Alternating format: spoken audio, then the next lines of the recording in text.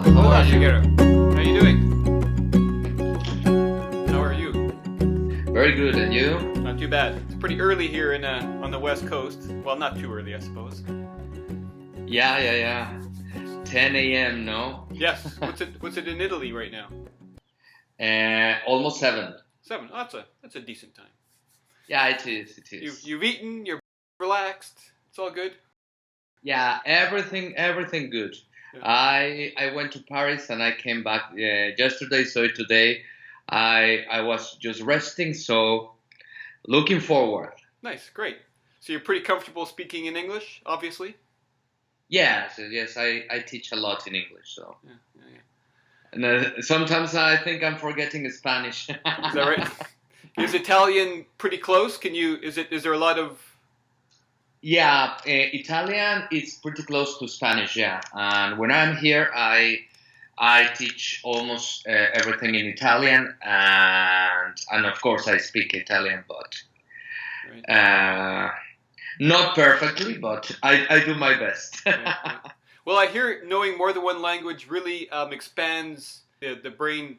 I suppose that it's a good thing that you can really speak 3 or 4 different languages.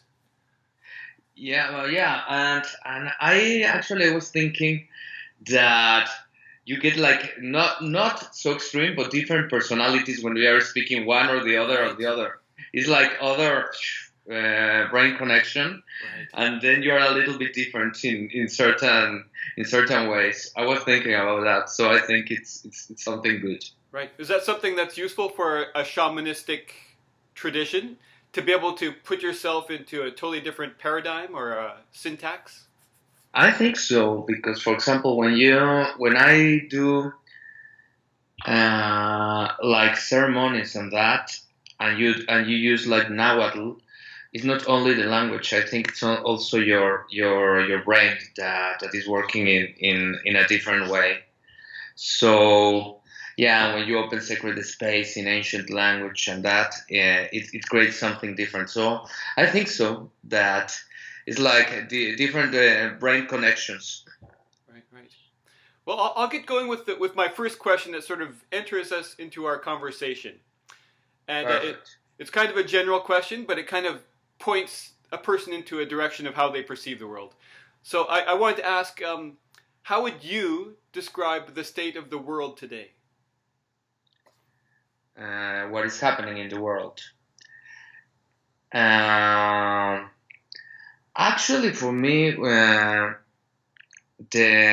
world that would describe the world today is transition. I think, like according to the long count of the ancient Mexicans, there are periods that they are named suns that are 6,625 years that correspond to the precession of equinoxes. And now we're in a transition from the 5th to the 6th. That actually I know this information from at least 10 or 15 years. But now that it's happening, I really see it. Like I say, okay, that's what is what it was meant, because like we're in the transition from a sun from a period of what we call the tonal, that is that comes from tonatiuh, the sun. That means who you are awake, and when we are awake, God is outside, satisfaction, medicine, many things. To a son of the Nahuatl, that is like closing the eyes and seeing first of all your underworlds, everything that is not working, and then the dreams, then your emotions, many things. So I think the word that describes for me the world today is transition.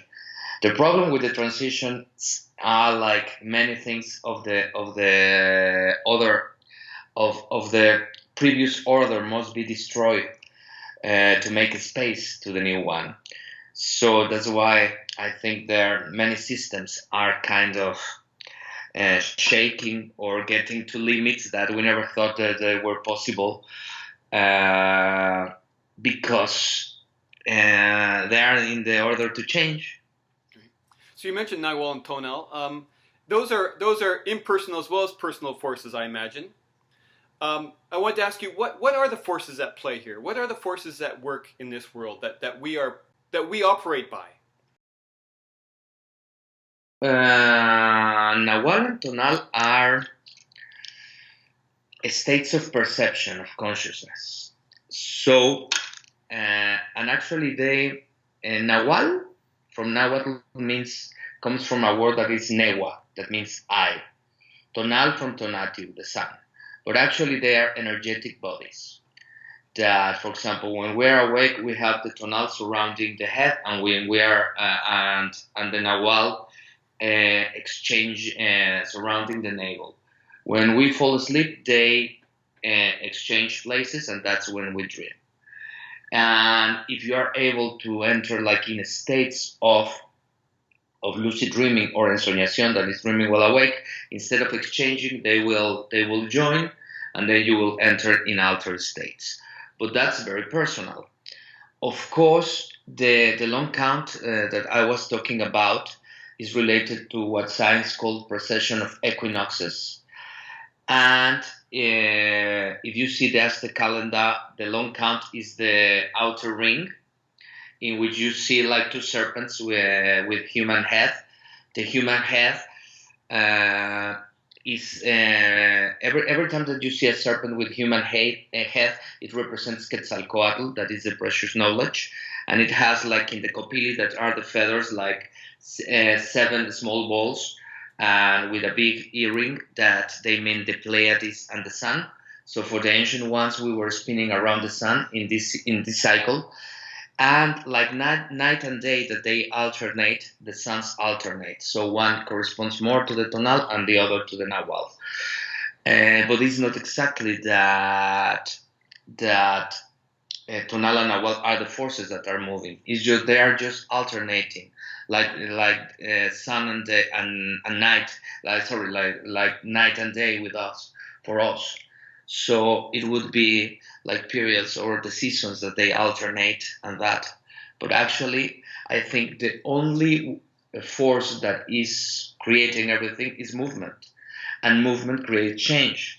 And change creates alternance. Is there a purpose or a goal for this movement and change? Does your tradition have an end result? I know end is a funny term to use, but does it have a goal?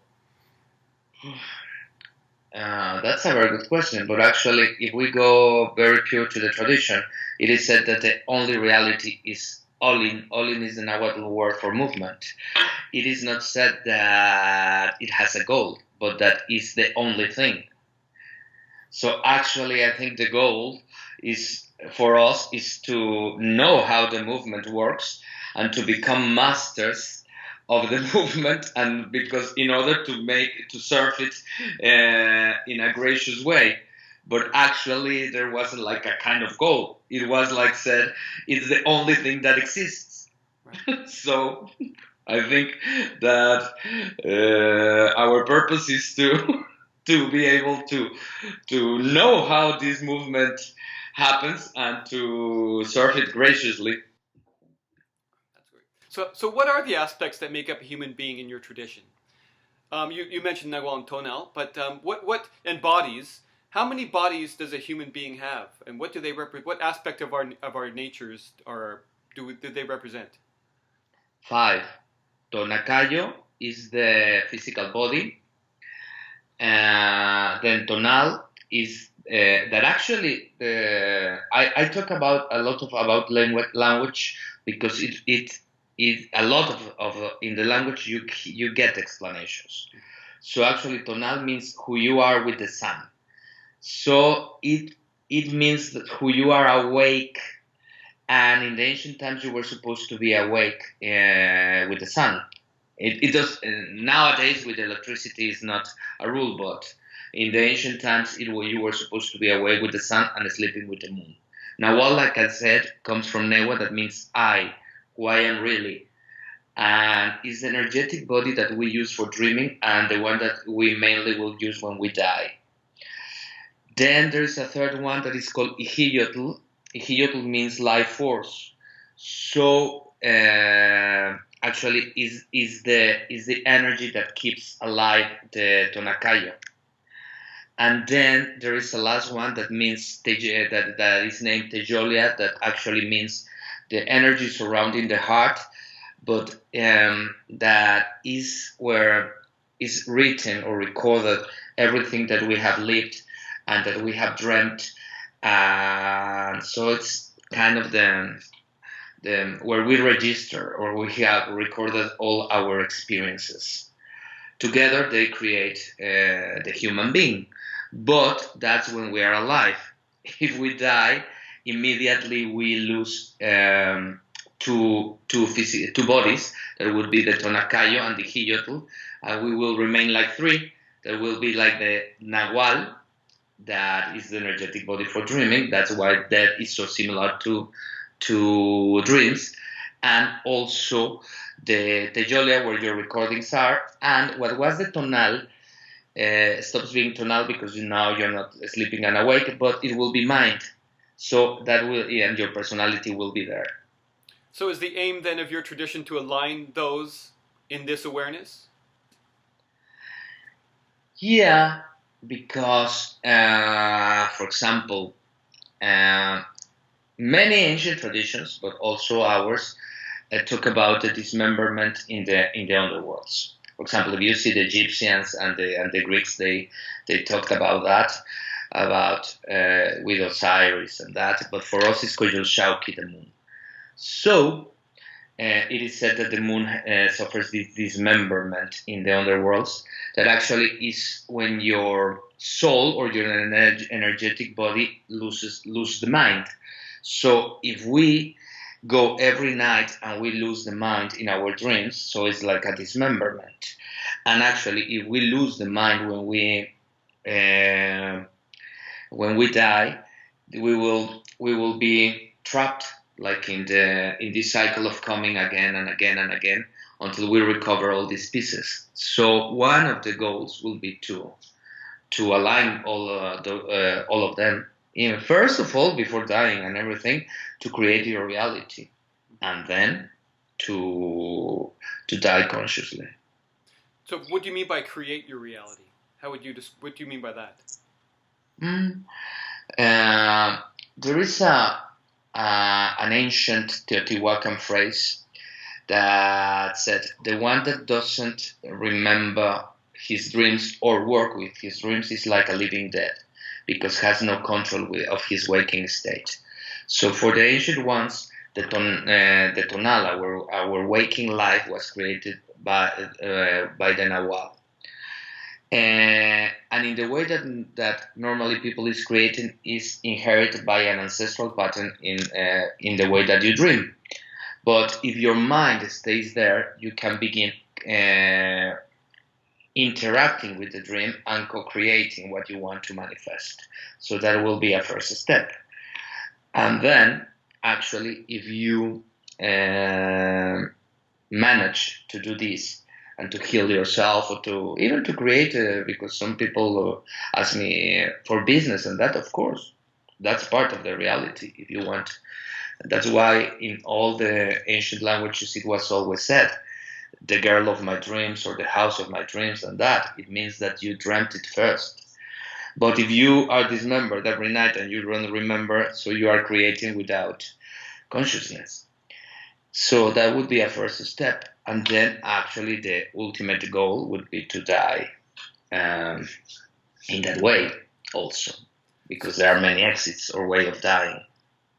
So then where does ego come into play in your tradition? And where does that become where when you're creating something that purely reflects the self as opposed to a higher self, for lack of a better way of saying it? How does your tradition separate and deal with that aspect of ourselves, that contractive force?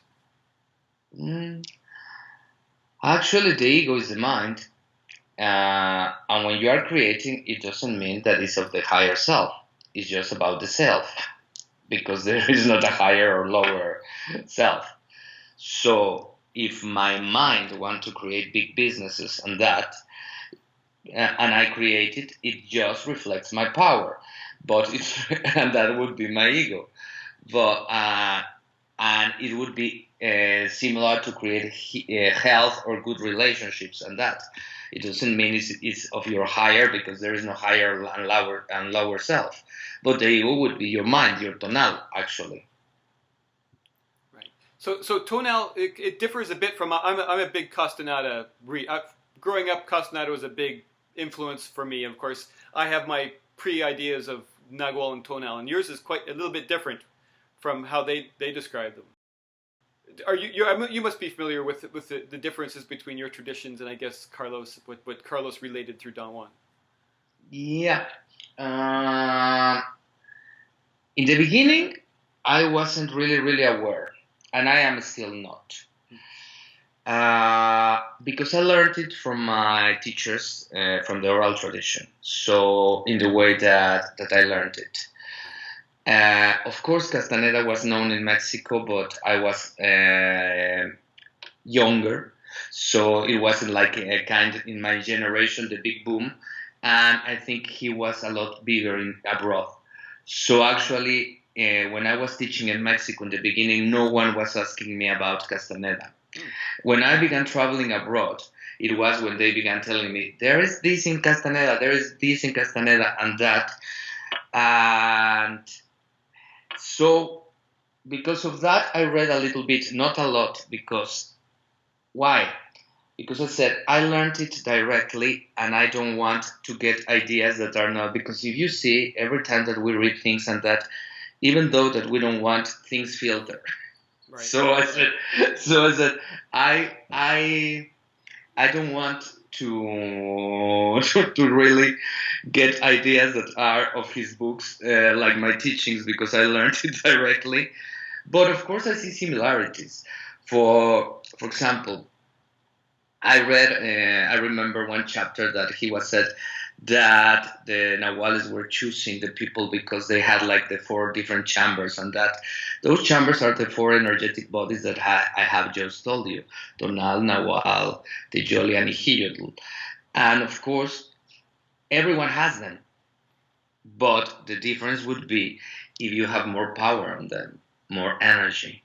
So there are a lot of similarities if you know how to see them. But that's why I didn't read completely, but I have a lot of ideas. So dreaming is a big part, or lucid dreaming is a big part of your tradition.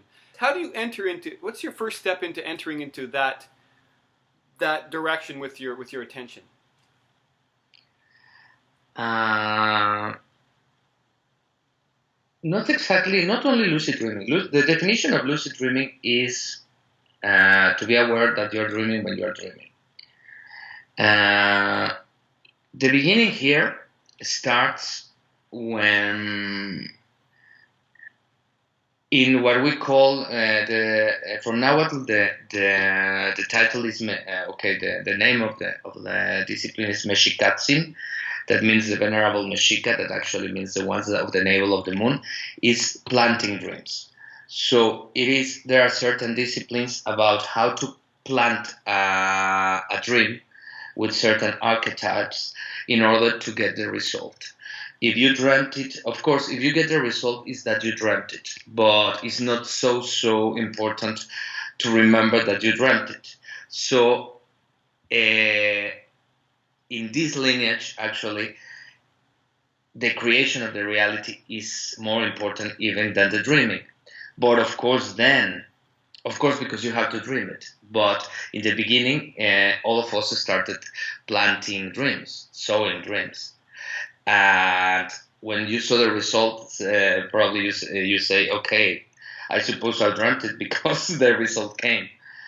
And then there are, in more advanced stages, it would be many techniques about getting lucid in the dream and interacting with the dream. For example, if you are going to fly, not only fly because it's entertaining and that, you can go to certain places. Or if you are going down to the underworlds, or having a map where you find your ancestors, and many things.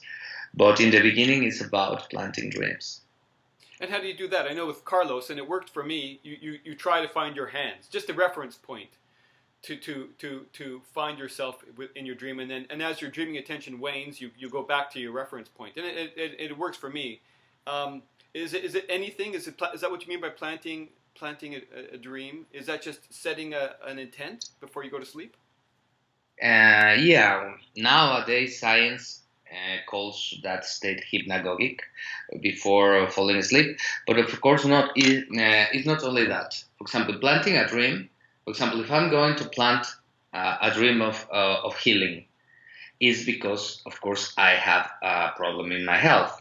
So it would be breathing when you are in your left side to destroy the health issue that I am 13 times that is related to the sun, then to destroy the dreams that created that, then up would be like to destroy or transform the cosmic energy that was creating the dreams that were creating the problem.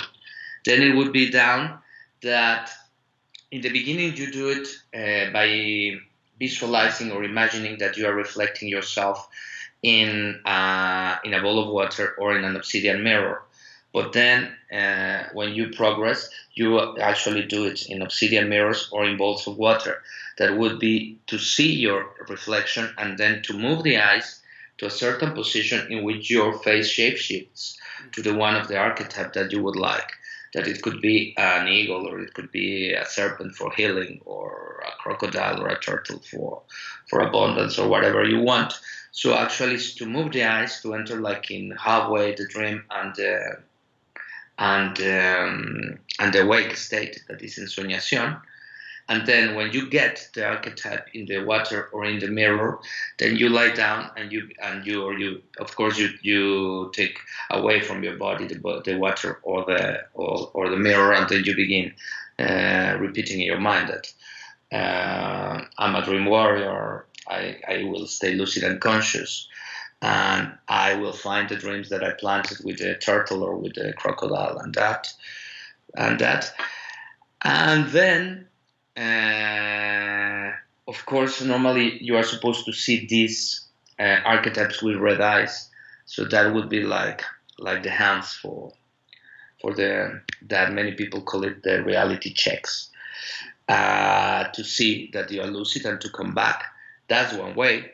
Other way is to really, that is the one that I practice more, to begin learning how to slow the heart and slow the heart and slow the heart, in order to be feeling all the steps that happen when you are falling asleep. So it will be to begin feeling that you are heavy, then that you are stiff because you are starting to enter like in dream paralysis, then that you are getting colder, then you begin hearing how your breathing, the rhythm of your breath changes to the one that you have when you are sleeping. And if you are able to stay there without falling asleep, then you hear yourself many times snoring and that, and then you begin constructing the dream according to what you want to create. And do you find that I know in Carlos's books, inorganic beings it's an entrance way into the inorganic world. Is that also in your tradition where you have interactions with other entities? Yes, of course. There are two types of entities. From Nahuatl, they are called ones yeyelis, that are the energetic beings that feed themselves with emotions that are destructive for us, and the ones that are pipiltin, the ones that feed themselves with the energies that we find that for humans are like good, constructive, like love and courage and that. So we have like a pyramid of dreams, levels of dreaming. So in the first dream would be, that is called from Nahuatl temikli, that means dream. It would be a dream without consciousness. The second level, it would be like a dream with consciousness and that you are directing. And then the third dream will be to begin finding all the yeyelis or the pipiltins that are feeding themselves with the energy of the dream.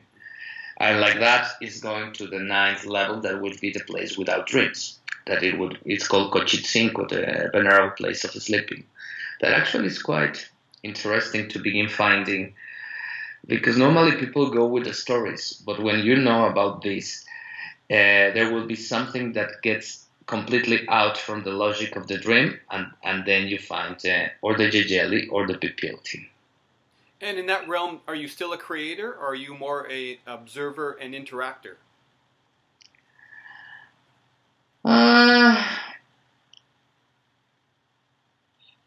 You both, because you are creating the dream, but how can I explain it? It would be like you are acting that dream and has a director, and the director, it would be half you and half the entity that is getting the energy from the dream. But if you discover the entity, you become the complete creator. And there are many things that you can do. You can chase the entity and get your energy back and get favors in exchange, or if you change, or you can, or the dream can change immediately, and it's like that. So, and then there are even higher levels of dreaming. What are the higher levels? Can you talk about those? Yes, the fourth level, it's called Tlatlauhkitemikli, it means the red dream. So it's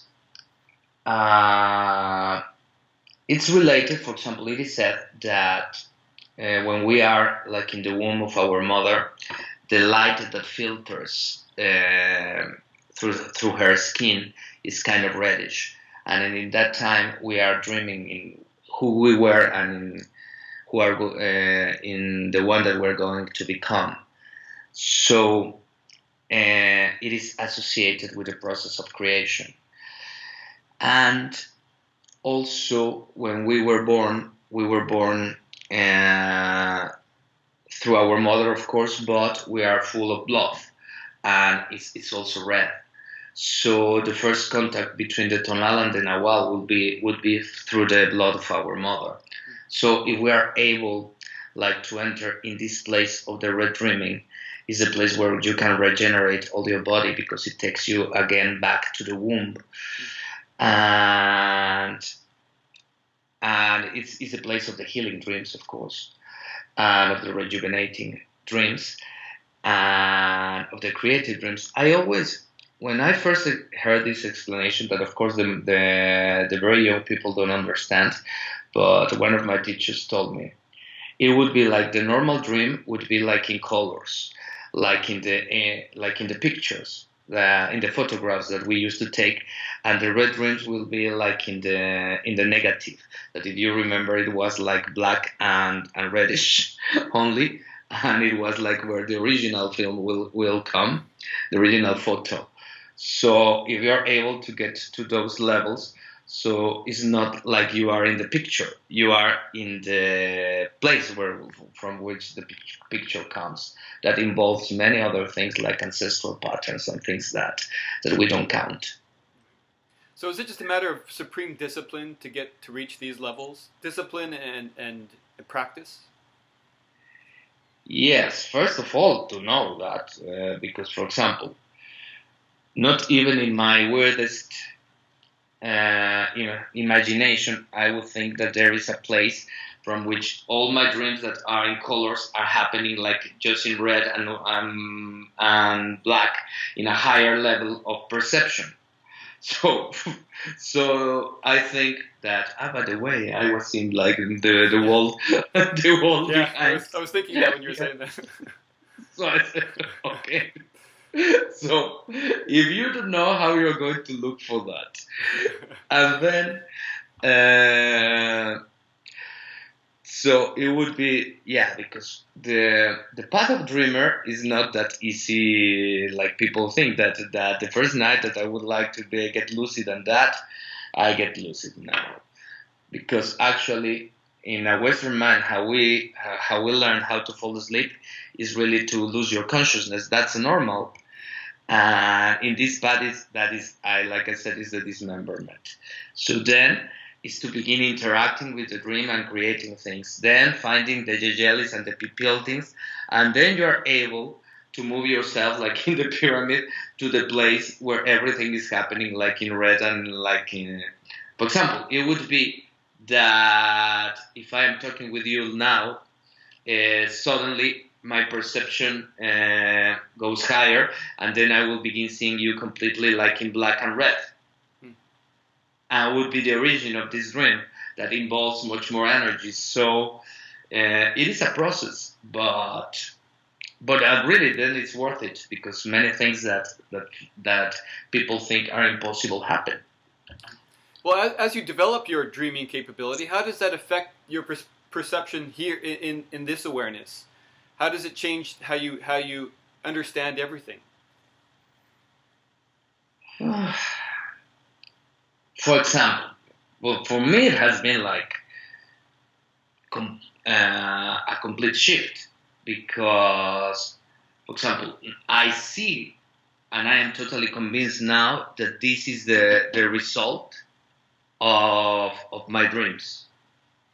Not in a metaphorical way, because I remember I have a very good now dream recall or lucidity, and I see the things that happen and then I leave it. So I see this like the dream of the dream. Then, of course, things seem to be not so solid. For example, I remember how I used to live, and for example, if I was touching an object, that it was quite like boom. And then now it's not like that concrete. I don't know. I don't know how to explain it, but it's like a different perception that makes a lot more, not liquid, but like a plasma. This reality, and of course, many times you see the energetic fields of this reality, or like I train a lot with the obsidian mirror and that. Then you begin seeing the faces of the people shifting, or sometimes the things that I didn't used to see when I was a boy. So it has shifted. And does it affect your stability? Do you have to find a certain way of dealing with that, or is it just a natural curiosity that just? No. It has changed in certain ways that, for example, for me now, I think the only thing that affects my stability, and that is not exactly my stability, is that I find a lot harder to find things in this world, like streets and like that. I used to be much more normal and to remember that in 2 streets go to the right and that. Now it is like a real challenge. I think it's in the only thing that has affected my stability, but in the rest not. I think I get a lot more fun, because then you begin seeing how both worlds interact, and if you're seeing butterflies in your dreams, then how they appear in the waking state and that. So I think it's richer.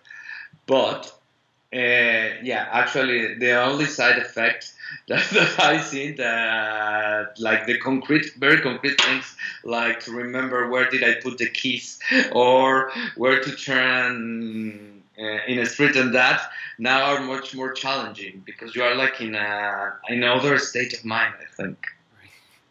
Do you experience much inner? You don't sound like you experience much inner conflict then. No, I love it. No. For me, I love it. And actually, I had a lot more conflicts before, when I didn't know how this worked, trying to find solutions and that. Now, because now I know that if I work in my dreams in a certain way, I can make the changes that I want in my waking state. So I think that was the great solution. So I prefer to get lost in a city, in the streets and that, but not to get lost in my life like I was before. Right. So conflict itself. I mean, you look at the world, and mostly what you see is between interaction is a lot of conflict. Is conflict? And you've mentioned in the dreaming world there are adversaries. Don Juan or Carlos would have said it's a predatory universe. Is conflict an important part of the enhancement of our awareness? Is that, or is that just a reflection of our distance from truth or self? I don't see it exactly like adversaries. I see it like like like it is what it is. There are certain entities that feed themselves with destructive energies, and there are certain ones that feed themselves, but they are not adversaries. They are just taking food. Like there are certain, for me, for example, there is not a difference between vegetarians and meat eaters, because if not, if you are a vegetarian, you are a person that are taking your energy from vegetables, and if not, you are taking the energy from the other ones. So I don't really see like the conflict there. So, but actually, if you see, I think that this is a completely predatory world. Then those are the rules that, for example, a lot of people in their jobs are the energy is being taken by their bosses, and like that, and it works like that. So if you begin being more aware of the instructions, planet Earth instructions, these work like that, and then you begin, that's how I see it, right? And then you begin creating your world in order, because you are always going to feed, and as you are being fed. So is who do I prefer to feed? The entities that will feed themselves with hate, with anger, with sadness, or the ones with success, with love, with grace, and with fun. So then you make then you choose, and then that's the type of life that you live. So I don't really see it like the conflict. I see it. It is what it is, and learn how to surf it. Right. Awesome. What compels you to share your knowledge? I know that it seems that this seems to be a time, the last 15, 20, 30 years, where all these secretive cultures and traditions are coming out publicly, that everything is being exposed. Do you have the sense that everything is more out in the open now than ever? And that's the direction of awareness? Yes, and that wasn't exactly my story.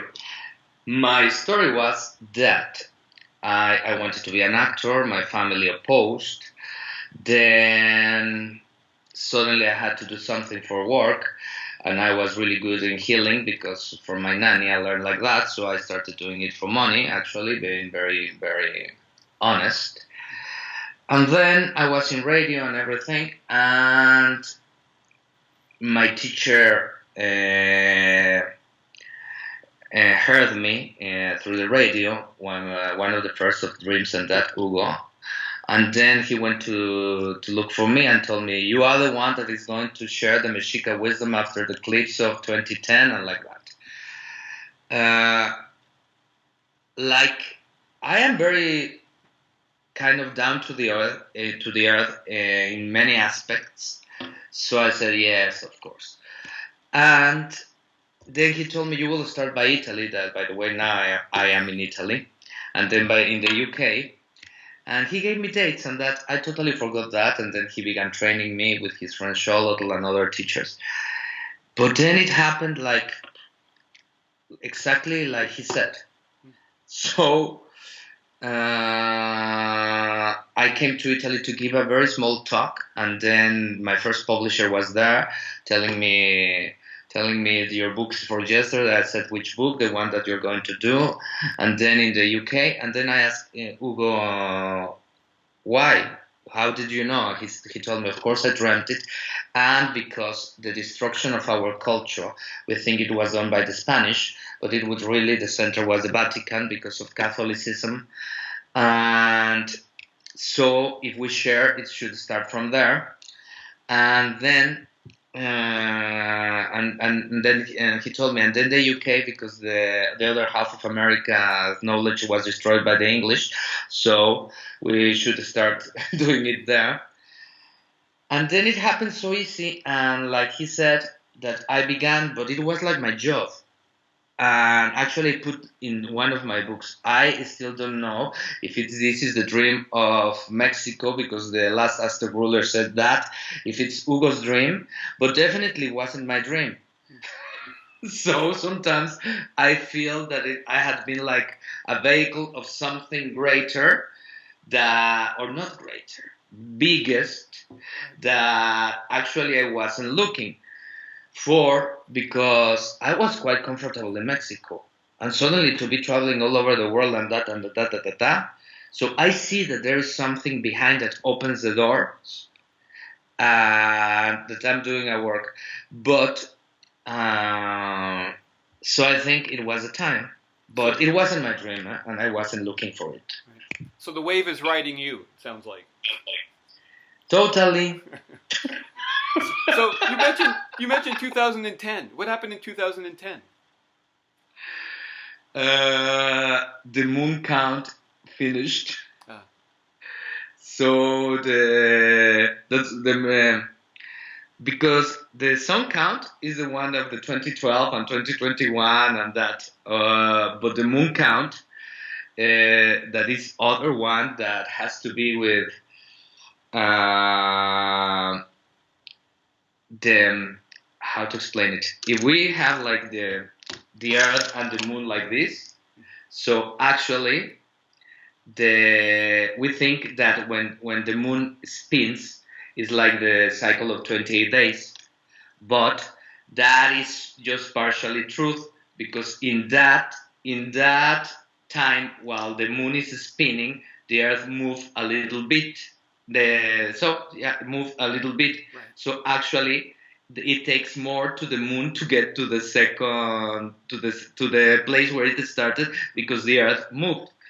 And we don't see it in the normal 27.8 count of days. Right. So those two counts started in a certain day, and then they joined again in 2010. So that was the new start. And for the dreamers, that count is much more important than the solar count. Mm. So what is the significance of the moon and the planets in your tradition? What are they to us? Because like many traditions, they were related to the essences or the gods. That in the ancient tradition, there wasn't actually a word like god. It was like an essence. But the moon, one of the names of Tezcatlipoca is Metzli moon. So Tezcatlipoca is the black one, the one that rules the cave, the inside, the dreams, and that. So it is related to that. So it would be actually the sun is related to the tonal and the moon to the Nahuatl. And for example, the Mercury, one of his names is Painali, that is one of the names of Huitzilopochtli, that is the hummingbird that appeared to the Aztecs and flies to the left to overcome weaknesses. Venus is like the contact between tonal and Nahuatl, because it was seen like a star, but it was the last one, the first one that appeared, like in the night, opening like the time of the Nahuatl, and then the last time to disappear in the morning, opening the time of the tonal. So then it is like that. And Saturn was one of the names of Tezcatlipoca, that is Yautl, the enemy, and Jupiter, Tezcatlipoca, the one that gives good things. So it has like a similar, but always related to the same things. And does your tradition see there as being a single entity overseeing all this, or is it how does your tradition see the source of everything? Is there a universal intelligence? Centeotl, the first energy, that is also called Itzcuautli, like Castaneda called it, named it, that is the black eagle, or Amomati, the state without mind. And then in illusion, that splits into Ometecuhtli and Omecihuatl, that are Mr. 2 and Mrs. 2, and from there it comes like all the creation. But the only thing that is said, that everything came from there, and it's going back to there. So then what is a human being's relationship to that? Some people suggest that we're the cutting edge of that awareness, or we are that in a fractal form trying to find its way back to that. What does your tradition say about that? Eventually you will get back without making any effort. The problem of humans is ego. so that we think that we're making our way back. So actually, eventually, all of us will be there without any effort. But actually, if we get for example, in the 9 levels of dreaming, the ninth would be the place without dreams, that it would be like meditation, sleeping, and then you reach Centeotl, and then you can become part of the creation. So actually, it's much more effort to stay here or in any energetic world without going back to Centeotl. Right. So to get to that 9th level, do those 5 bodies have to be in alignment? You have to not exactly in alignment, but for example, you have to get a lot of life force because you use a lot of energy. You have to learn how to fall asleep and how to move the eyes in order to track the mind and to enter in that state. And it's quite interesting because you hear everything that is happening in the tonal, but you are snoring at the same time, and then you are there in the complete nothing, and then sometimes every time that you think something, you come back, but it's quite interesting because it's a crazy experience that is really to be existing in many, many places at the same time. So I guess that the difference between somebody with that capability and the person that gets back unconsciously, does that person enter into death, that moment of death consciously, and then maintains their awareness past that moment? Yeah, if you come back, it's normal because sometimes you are thinking, because for example, many times it has happened to me that I'm totally paralyzed, for example, in one posture, that I am feeling even my saliva here, and that I'm snoring, and then I am hearing like the ambulance out there or a party, and then I am in the state without mind, and then I say, I am here, but I'm here in the party, and that. So it's normal because you are not dead, so your mind is there, but then when you realize, I say, okay, I don't care about the party, I don't care about the posture, so just stay there and be in contact with Centeotl, with the origin. So where do you get your energy in this world? Where do you how do you enhance your energy? I get a lot from the sun because you breathe the sun or the moon, but the main part from which I get my energy is from the obsidian mirror, because every time that you are dismembered, that you forget your dreams, or that you have any bad emotion, you lose that energy in the underworlds, and there are ways of recovering. So I periodically recover the energy that I lost in the underworlds or in the dismemberment through the obsidian mirror. Awesome. You know, there's one sort of final question that I ask everybody, and then if I'm just going to turn off my camera here, so it's just you on the camera. So what I ask is that if you were giving a public service message to humanity, right? I mean, which is what you're doing by your books in a certain form. If we were making a little commercial with this video that you're talking to humanity, what would you say to people? What I told you before, actually, that this is the dream of the dream that begin in order to get any purpose, from business, health, relationships, and enlightenment, start in your dreams or in the altered states that joined dreams with the waking state, and then you will achieve things that probably you thought even that they were impossible. So I think if I have to create a logo or a phrase, I will say, the answers are not in the waking state at all. So is the trick then to bring the dream here and to be awake in this dream, or to combine the two? What is the goal? What is the... For example, for the ancient Mexicans, there wasn't difference. Both were called Temixoch, flower dream. lucid dreams and that are modern worlds. So, for example, to really be able to move your eyes and see a serpent instead of your reflection is taking the dream here. Or to become the serpent in the dream is taking your mind there. But there is not a difference between the results. Awesome. Thank you so much. Thank you to you, Randall. Thank you. I appreciate very much your time. Yeah, thank you. Okay, thank you.